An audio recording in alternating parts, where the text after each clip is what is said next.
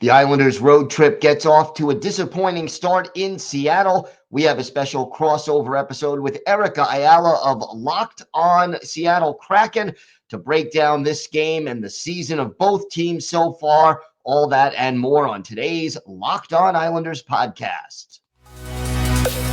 Your Locked On Islanders, your daily podcast on the New York Islanders. Part of the Locked On Podcast Network, your team every day.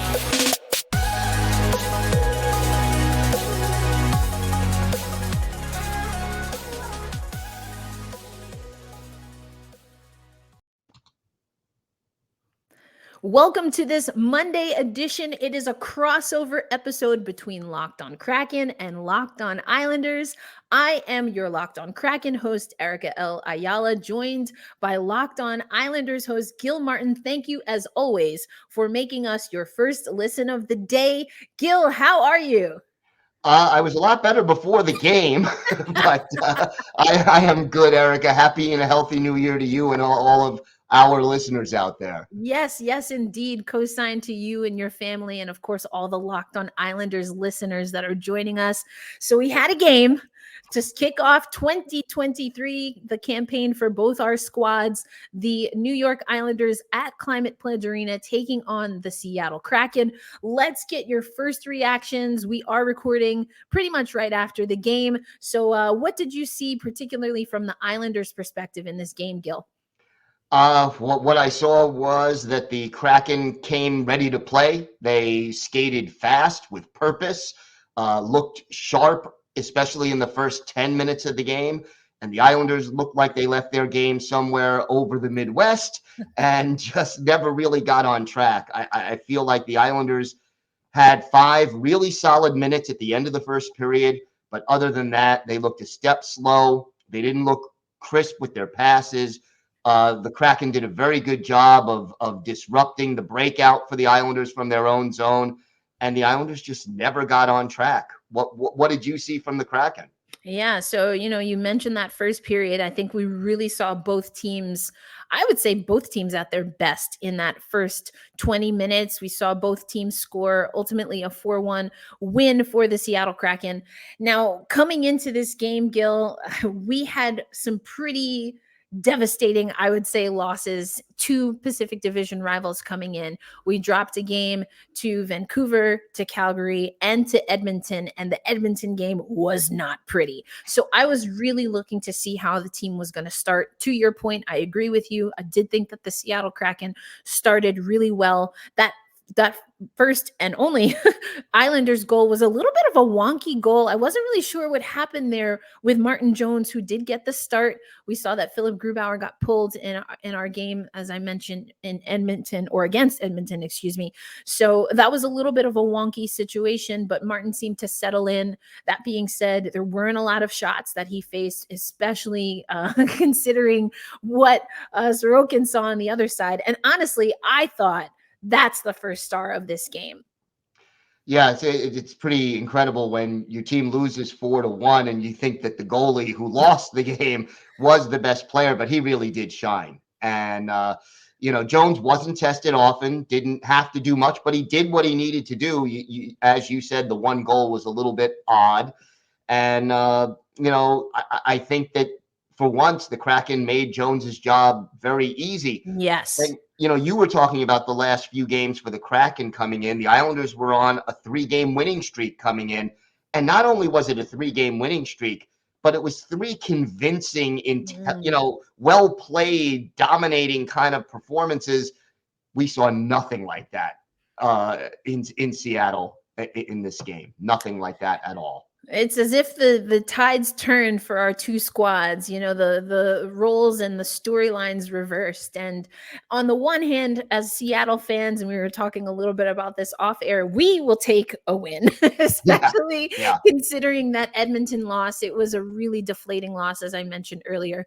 But that being said, the thing that is a little bit concerning, as you mentioned, the last 3 wins for the Islanders, you use the word convincing wins. I'm not sure this would categorize as a convincing win for Seattle. I do think that they did things, as you mentioned, to make Martin Jones's job easier, and defense was such a huge part of, I think, some of the lapses that we saw.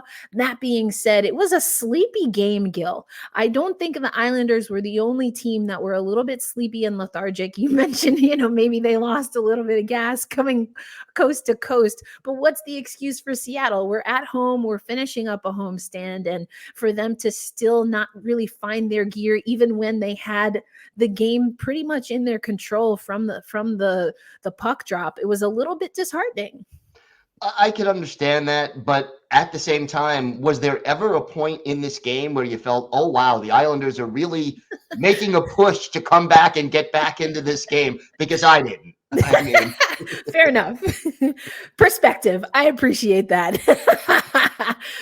So what do you take away from this? We know that hockey is all about, our head coach, Dave Haxtell, doesn't like to use the word momentum. He likes to use the word determination. So it's all about the term determination and carrying that from game to game. So coming out of this game, Gil, what are some of the things that you think the Islanders will focus on? Is it a game where it's like, hey, it happened, we wash our hands clean of this, or are there things that you'd like to see the Islanders focus on? well, there are a few things I'd like to see them focus on. I mean, number one, the power play was just atrocious. I mean, the Islanders are now 1 for 30 on their last 30 power plays. You're not winning many games like that. And this is not the first time that the opposing team had better scoring chances when the Islanders had the power play than the Islanders did. So that is right now a hot mess, and it's something they definitely need to work on.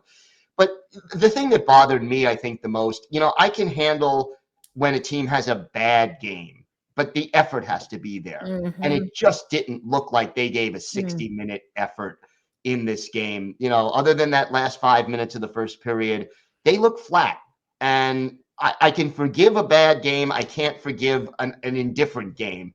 And Right. this had the markings in a lot of ways of an indifferent game. Now, look, they're missing 6 players right now due to injury. So the fact that they won 3 in a row with all those injuries was a little remarkable in and of itself. But you got to have better effort. You may not have as much talent as the other team because of the injuries, but you got to be hustling. You got to be hitting. You got to be positionally smart and sound. They were none of those things in this game. Yeah, I think, you talked about the power play over to the Islanders. The Seattle Kraken did get a power play goal that came actually from Eli Tolvanen, who we picked up off of waivers. He came over from the Nashville Predators. I know you on Locked On NHL a few weeks now ago had Ann Kimmel on to talk Yes. about Tolvanen, and it was really great to see him get going and to see the Seattle Kraken power play get going. What a shot he has. He And then does. what I also like out of this game, although I again did feel a little lethargy even on our side of the ice, in addition to Adam Larson getting that first goal, we had Tolvanen in his first appearance as a member of the Seattle Kraken get a goal on the power play. Oliver Bjorkstrand gets a goal. He was robbed by Sorokin earlier in the game. So yeah, and the one that he did get, he made sure he popped that top shelf. He was not looking for a No room for doubt. exactly. Wanted no room for doubt. And then Brandon Tanev gets on the board as well. So those are some players that I really like to see get activated. A little bit of a weird feel and cadence to this game, but a goal is a goal and you'll take it, and a win is a win. So I Exactly. think exactly getting those players activated, pretty important for the Seattle Kraken. But I want to get into, Gil, in the next segment a little bit more about the Islanders while we have this crossover, and we'll also talk about the Kraken. We've alluded to it, but let's really get into it. What did our teams look like as we closed out 2022, and what do we want to see moving into the 23 campaign? And then, of course, we also have a winter classic coming up. I want to talk a little bit about what that might look like for our two teams if and when we ever get to participate in one. So we'll talk about that. That's coming up on this crossover episode of Locked on Kraken and Locked on Islanders. This episode of Locked on Kraken and Locked on Islanders is brought to you by Athletic Greens. Now, Athletic Greens is something that I use a lot, particularly love the travel packs. I'm someone who's on the go, Gil. I know you know I'm on the go a lot, and making sure that I'm keeping my health in order while traveling so much is critically important. And that's why I love Athletic Greens in 1 8-ounce a bottle of water and a scoop. I get 75 high quality vitamins, minerals, whole food sourced superfoods, probiotics, and adaptogens to start my day off right. Athletic Greens makes it super easy. They give you a bottle. All you got to do is drop your water in there, one scoopful of the Athletic Greens, shake it, and you're good to go. What I love also is this is helping with digestion, it's helping with energy, and it's also cost effective.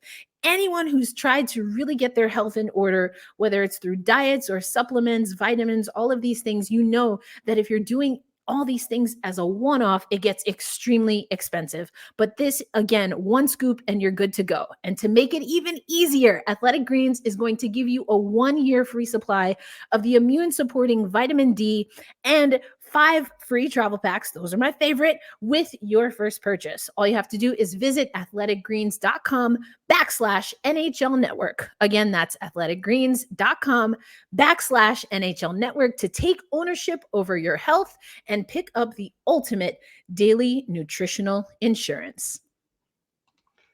We want to thank you again for making Locked on Kraken and Locked on Islanders your first listen every day. Make sure you check out Locked on NHL Prospects, your daily podcast covering the next generation of hockey superstars leading up to the NHL draft, plus NHL draft rankings and top prospects comparisons for every team. Locked on NHL Prospects is available on YouTube and wherever you get your podcasts. All right, Gil. So we talked about the recap. That was the immediate thing that we had to talk about. Our two teams going head to head. But let's go back a little bit. So we are in 2023. So roughly the halfway mark, but certainly the 2023 portion of this season, which for us is only our second ever season. But for the Islanders, we're celebrating 50 seasons, which is fantastic. We're not going to recap all 50, but but if you could talk to us about what this season has been like for Kraken fans, who we got a little bit of a taste of the Islanders, and we'll see you again down the road. But what's even beyond the last few games, what has been the MO of the Islanders in the 2022 portion of this season? Yeah, it's been inconsistent more than anything. This team, the big question coming in with the new coach, Lane Lambert, taking over for Barry Trotz, would this team be able to score enough goals? Was there enough offensive talent? And could they increase the offensive output without sacrificing the defense and the goaltending, which is what makes this team so effective when they're winning? Sounds and familiar. The answer is sometimes. Yeah. That's been the answer. We've seen the Islanders defensemen activating more, getting more involved in the rush, taking calculated risks and pinching in. And the Islanders defense core has been one of the more effective offensively over this first part of the season. But injuries have hurt this team, and there's just not enough scoring depth. I mean, you've got a player that a lot of Pacific Northwest hockey fans are familiar with in Matthew Barzal, who had a goal in his as close to homecoming as he's going to get in the NHL in Seattle. And he's more of a setup guy than a goal scorer, really. He'll get you 20, but he'll also get you like 60, 65 assists if he's doing things right. Mm-hmm. But he's got nobody really to work with on his line that's going to put in 30 or more goals. So that's been the issue in that sense. And then just consistency, trying to find that effort. A game like the one against Seattle where the team just looked flat. There's been a few too many of those, or games where the Islanders are losing 3-1 after 2 periods, come out with this really amazing comeback and win the game. But you're like, yeah, but they played poorly for 45 out of 60 minutes. And you can only get away with that so often. Yes. And you can't do that consistently. So the inconsistency has been the biggest issue. They still need, in my opinion, to add another goal scorer and Mm. then to get healthy, or at least healthier, would certainly be the way to go. How about the Kraken's 2022 portion of this second season in Seattle? Well, I mean, a lot of what you said resonated, so we'll start there. I mean, you and I have talked on the national show, Locked on NHL. We had some really big goalie issues that we had to figure out, not only transitioning from last season, but also when Chris Driedger went down and with an ACL injury in the World Championships in that gold medal game with Canada, we had to do some figuring of things, regarding goaltending. And so the answer was to pick up Martin Jones, and Jones was expected to support Philip Grubauer. But then early in the season, Philip Grubauer goes down, and we had to rely on Martin Jones a lot. And he got the win tonight against the Islanders. I do think that he's played relatively well. That being said, the defense in front of him, very lackadaisical at times. And I do think that was an issue that Philip Grubauer and Chris Driedger, basically all of our netminders, had last season. That did carry over. Now, what we also did see, though, is that the Seattle Kraken really focused on booning their scoring ability. And Andre Burakovsky, entered this game as our highest scoring player, 28 points overall. Jared McCann is our highest goal scorer. But what we're seeing is that 28 points comparative to some of the other highest scoring players. I think McDavid came in at like almost 70 points when Edmonton rolled into town, is that you're seeing there is even distribution. A lot more players are activating in the offense, including some of our blue liners, that you mentioned, as well as something the Islanders are trying to focus on. Though I will also say it looks so much better than last season and is still inconsistent. And that's been a little bit of a problem for the Seattle Kraken. We had our two I should say our first and second longest win streaks, a 7-game win streak and a 5-game win streak, up from 3 from last season, Gil. So that's amazing. Progress, yes. Exactly, progress. And so you're seeing that progress. The bar was pretty low. We had a rough time. That being said, the consistency is the thing. And the last few losses, as I mentioned, not only are tough because of where we are league wide, but these are Pacific Division rivals. And we lost some positioning by not being able to get those wins at home, mind you. And so what we've heard from Dave Haxtell in the last handful of days is he is holding his team to the fire. He's questioning, and he's asking this question to the team: are we the kind of team that is willing to put in the work to get better? We have a solid team, and the mistakes that we're making, or the edge and the drive that we're going to need, we don't have it right now. So are we the team that's going to find it this season, or is that something that we're going to have to wait on? I'm kind of adding that last part, but Right. is it, that's the next question. Or is this something that this team is not going to commit to, and that Ron Francis then and his front office are going to have to find either at the trade deadline or in the offseason? In my opinion, it's probably both. Yeah, no, I understand that. And look, I mean, I think part of it is that this is a process. The Vegas Golden Knights are the exception that proves the rule. Most expansion teams do not go to the Stanley Cup final in their first season. Yes. So, if you're building a team the right way, it does take time. And to me, as an outsider looking in at the Kraken, seeing how much better they look this year as compared to last year is, there's definite signs of progress there. Yeah, I think you're right. And so you're absolutely right. And that's something that we've known. We got a little bit of a taste of success. We do still need to see that consistency. That will take time. And I think it will also, to Dave Haxtell's point, take will, which brings us to where I want to go, Gil, in our final segment of our crossover, as I like to say, Squadcast. But since it is the new year, lots of people are tossing out resolutions that they may or may not forget in a handful of days. But if we could hang on to a few things and take it with us throughout the regular season and beyond, if we're so lucky, we're going to talk about that. I'd love to hear what you think that is for the Islanders. And of course, I'll give you what I think the resolutions should be for the Seattle Kraken. That's what's coming up on our crossover of Locked on Islanders and Locked on Kraken.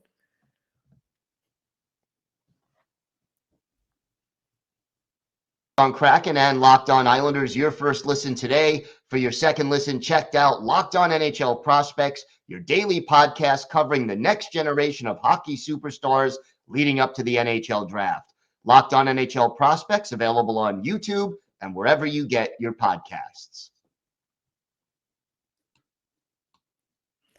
All right, Gil, we are back here with our crossover episode, our squadcast. We talked about the game, the 4-1 win in favor of the Kraken. We talked a little bit about what the 2022 portion of this campaign from both of our sides has been. Now let's get into what we want, New Year's resolution style, for our teams to really carry through in 2023 and beyond. So we talked a lot about the inconsistency for both of our teams. I know that you talked about injuries and how that has plagued the Islanders. Is there anything either that we did talk about that you really think is going to be the difference, or maybe something that we haven't mentioned yet that you think could be a resolution, a New Year's resolution for your New York Islanders squad? The New Year's resolution in two parts for the New York Islanders. Number one, got to get that goal scorer. And, you know, this is a team, the Metropolitan Division is so tight. I think coming into this weekend, 4 points separated second place from sixth place. You go on a 3-game losing streak, you're out of the playoffs. You go on a 5-game win streak, you're in second place. It's very, very tight. The Islanders do not have the horses offensively to be a real cup contender. The defense is there, the goaltending is there, the depth is kind of there, but it's like they have 2 second lines and 2 fourth lines. You know, there's just not enough offense to go around. So getting Matthew Barzal, a winger who can score 30-plus goals a year, to me, Lou Lamoriello's got to make that New Year's resolution before the trade deadline. The sooner the better. And, you know, Lou Lamoriello's expression is, if you have time, take it. You don't have as much time as you think, Lou. It's very tight in this division, and if you want to make the playoffs, you've got to get that scorer sooner rather than later. And then sort of the caveat with that goal scorer, this roster has to get younger. I would say more than half of the roster is 30 years old or more. I like veterans, nothing wrong with that, but there needs to be a little jolt of youth on this roster. The fact that the Islanders played 3 very strong games with 6 players injured because they brought up some young, hungry players from their AHL farm club in Bridgeport just tells me you need that mix. You need the veterans, the guys in their prime, and then the younger players.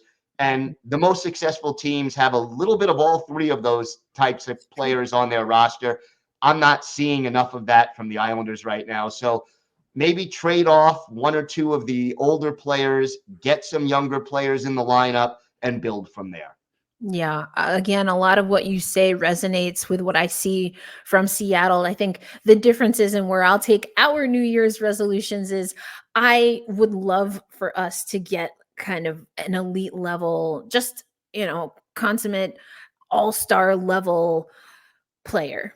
I think we're still a year or more, probably more, from being able to manage that with the salary cap and some of the young talent, to your point, that we're trying to bring in. So in absence of really getting that top goal scorer, elite level goal scorer, I think what we absolutely have to do is solidify defense. Right now we've got big, tall bodies, and I personally like that on defense as an option, as a part of the arsenal. What we don't have right now are really spry, mobile defenders. And we've seen that our defenders can get locked into position, for lack of a better term, and kind of get their skates stuck. And other teams that are able to either move the puck really well or have some of that really quick talent are going to expose our defense. And so that's going to be an issue. I think another thing, goaltending is something we have to figure out. I don't really know what the answer is. Again, there are a lot of different variables in this particular season, but we're going to have to figure that out, knowing that we signed Philip Grubauer to a pretty substantial contract. But again, if I kick this up a little bit for Seattle, regardless of whether we have goaltenders coming in and out, we need to play our game. I think tonight's game against the Islanders, again, in my estimation, is a little bit of an example of what happens when you don't have a good understanding of your game. We know that this is a team that's tired. They got their butts whooped by Edmonton, but you have to find that fire. And as Dave Haxtell said, we talked about it in the first segment, that determination. And that is inconsistent for this team. Last year, and I've talked about it on the national show, I call this a group of teenagers. You tell a teenager what to do, they hear you, cognitively, they understand you. Now, whether they go and do it is another thing. I think we're almost graduating, right, to our early 20s, but we're still not there yet. So I want to see that consistency in the fire and determination and really have the Kraken settle into the type of game that they want to play. We're most successful when we're playing team defense, particularly that's predicated on a good checking system, on the forecheck, making sure we're being aggressive in the neutral zone. And we stray from that a little bit too often. That makes sense. I have a name for you. Okay. And it wouldn't cost you very much. How Let's about go. making a deal for Sebastian Aho of the Islanders? Look He's at a good that. skating defenseman. He's a third pair guy, not going to, necessarily give you 25 minutes a night, but he'll give you 18 solid minutes, and it'll give you a little jump on your second power play unit for sure. Yeah, okay. I could see that. Obviously got to see him in action. What do you think that would cost, or what would sweeten the pot from the Islanders perspective? I am not sure. I'd have to really do a deep dive on the Kraken Yeah. organization to make it. Could be a pick though at this point, And we have those. and you That's have for sure. those. So, but yeah, it's a possibility. We'll see. We'll definitely see. Well, before we close out this crossover Squadcast episode, we know that at the time that this show is airing, folks around the NHL and the hockey community are getting ready for the Winter Classic. Now, at least in the Pacific Northwest, that has led to a lot of rumors and discussion on what an outdoor classic might look like if it comes to the Pacific Northwest, where it could possibly be, and of course, who would play. Now, if I looked up the stats, though, and the former outdoor games for the Winter Classic specifically, I don't think I see the New York Islanders. I've seen another New York team on here a time or two, including at my favorite place in the tri-state area, Citi Field. But I have not seen the Islanders play. So we'll start, Gil, with you, and then I'll talk about some of the rumors we're hearing. But what would you like to see? Where would you like to see an outdoor classic? Who would the Islanders play? Well, the Islanders have not played in the Winter Classic. They have played outdoors. They played the Rangers at Yankee Stadium, a game I covered. It was freezing. We were outdoors in the press box. I had 8 hot chocolates in that game, and I never had 8 hot chocolates in my life, and I was still cold. But all that being said, I think the logical opponents would either be you have your Rangers, Devils, Flyers. I think you keep it in the division, maybe the Caps or the Penguins. And I think that Citi Field, as you mentioned, would be an ideal place to have the game. It's a little more cozy than Yankee Stadium, and I think it would really have better sight lines. It does for baseball than Yankee Stadium does. Sorry, Yankee fans, but yeah. But, and then there's that whole orange and blue thing that you got going. You do have the orange and blue thing. You wouldn't have to change the colors of the seats or anything else. That is very true. How about out in the Pacific Northwest? Do you think they go San Jose, or because Vancouver is in Canada, does it not make that something that the NHL would do? Yeah, I would venture to guess it's probably not San Jose, at least not anytime soon. But I think what I would really like is I think a lot of people kind of see Vancouver as more of a geographical regional rival. We have not made it much of a rivalry on the ice. So it's a very one yet. So I'm tempted to say, and I know a lot of people pitted us against Vegas early on with the expansion situation, but we've actually played a lot of really gritty, grindy games with Vegas. So I kind of like that idea. And then you've We've got T-Mobile Park, which is where the Mariners play, which has a covering, so that's always exciting. Lumen Field, where the OL Reign play and the Seahawks play.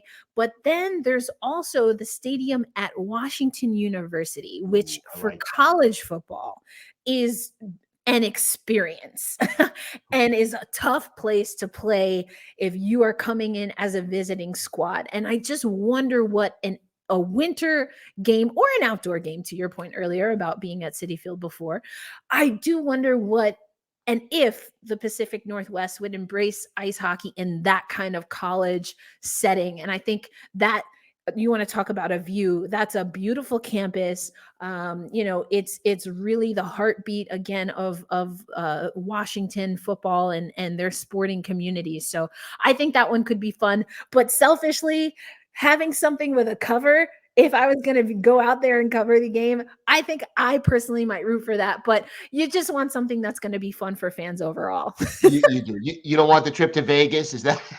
Yeah, probably not going to be Vegas. I mean, that's going to be something that's going to be interesting as we continue to see hockey, even outside of the NHL, grow. And, these air quote unconventional or non-traditional markets, which are usually in warmer climates. What does an outdoor experience, what does a winter classic experience look like? Is it even viable or feasible from an economic perspective, from an ecological perspective, to have those kinds of games? I'm very curious to see how the sport figures that one out. But I think Seattle, we definitely want an outdoor game. And of course, we are looking for when, as far as reverse retros, when we're going to see those Seattle metropolitan movies come through. A winter classic could be a nice touch, although I still do think that our franchise is probably saving that for a nice run after we've done a little bit more to liken ourselves to the Seattle Metropolitans, if you know what I mean. I understand, and someday that cup will be in your future. So someday we'll see. I still have a running hot take that the Seattle Kraken will win a Stanley Cup before the Vegas Golden Knights. So again, fuel to the maybe winter classic vibes and rivalry.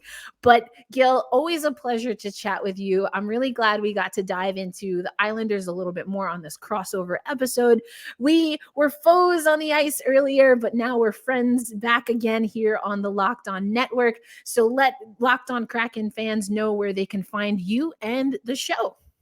Well, you can find the show wherever you get podcasts and on YouTube. The show is on Twitter at Locked On Isles, and I am at Twitter at Ice Wars, NYR VSNYI, and that's based on the title of my book, Ice Wars, which I wrote about the Islanders-Rangers rivalry. Oh, yeah, for sure. And for anyone listening, from the Locked On Islanders crew, thank you so much for having us. Locked On Kraken, just like Locked On Isles, can be found anywhere you get your podcasts and on YouTube at Locked On Kraken. That's also where we're at on social media. As far as me, my name, Erica L. Ayala. You can find me on social media at elindsay08. That's ELINDSAY. And of course, come back, listen to some more Kraken. And if you like talking about defense, I'm your gal. All right. Well, thanks as always for making Locked On Islanders and or Locked On Kraken your first listen of the day. As I say over at Locked On Kraken, we hope that you are kind to yourself and to others throughout your day. And for the Kraken Nation, hold fast and stay true. And either way, either Gil or I will catch you tomorrow. All right, that'll do.